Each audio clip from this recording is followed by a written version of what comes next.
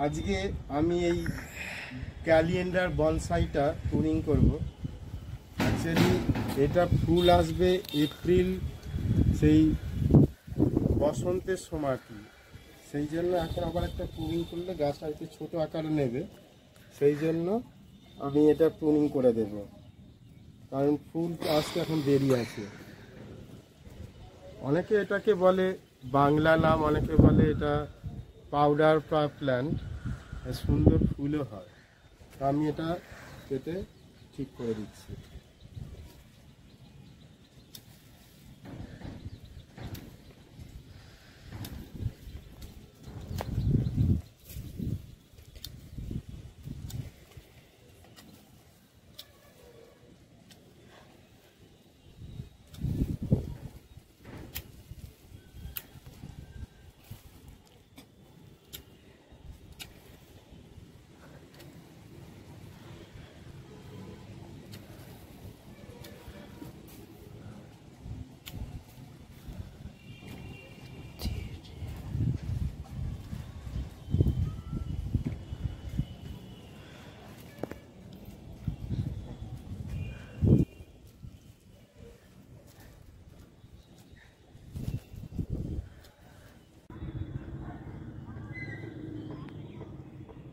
এইভাবে সব পাতাগুলো কেটে দেব।